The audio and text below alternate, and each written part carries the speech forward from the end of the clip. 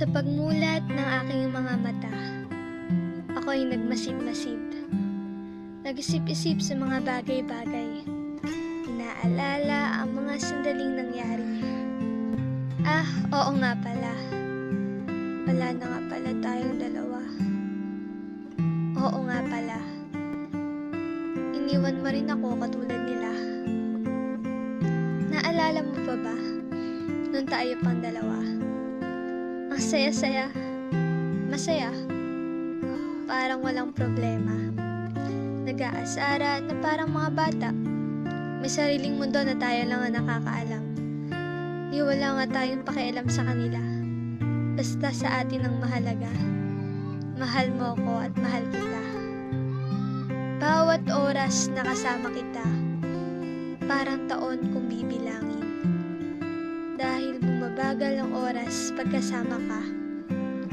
Para akong may paru-paro sa tiyan na gustong kumawala. Masaya.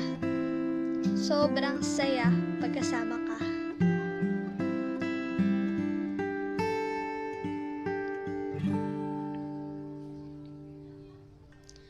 Lumipas ang ilang buwan ng pagsasamahan. Nagkaroon ng pagkakalabuan, hindi pagkakaintindihan, pride na pataasan. Na ang tanging binubulong na lang sa sarili. Kaya natin yan. Ngunit hindi. Paulit-ulit. Nakakasawa, nakakapagod. Tanging tanong sa sarili. Worth it pa ba tong ipaglaban? Worth it pa bang ipaglaban ang relasyong humantong sa hiwalayan na hindi natin alam, hindi natin alam kung paano, bakit at ano ang dahilan? Nakakasakit, nakakapagod, nakakasawa, nakakatanga. Nakakatanga na kahit ginawa mo na lahat, wala pa rin sa kanya. Iniwan ka pa rin niya.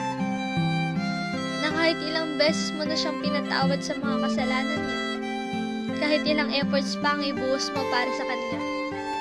Kahit wala ka ng pagmamahal na tinira sa sarili mo dahil siya ang mas inuna mo.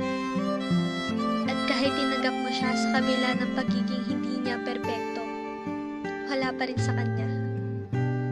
Bandang huli ang isusukli niya lang sa'yo ay ang mga katagang, tama na, gusto ko namang huminga. Huminga? Nakakatawa na ikaw pa ang may karapatang magsabi ng mga ganyang salita. Pagsasamang itinapong parang basura at hindi binigyang halaga. Huli na nga ba ang lahat? Wala na nga ba talaga? Nakakapanghinayang. Sobra. Teka, bakit nga ba ako manghihinayang sa taong ako mismo ang sinayang? Hindi ako bagay lang na kapag nasawa ka, pababayaan na lang. Pero ako tong sitanga, patuloy pa rin umaasa. Umaasang babalik ka sabay sabing, pasensya mahal, ako ay magbabago na. Pero mahal, handa pa nga ba ako magtiwala at kalimutan ng masasakit mong mga ginawa? Magulo, nakakalito. Ano nga ba ang mas makakabuti sa ating dalawa? Kalimutan na lang ang masasayang alaala. O umasa na kung tayo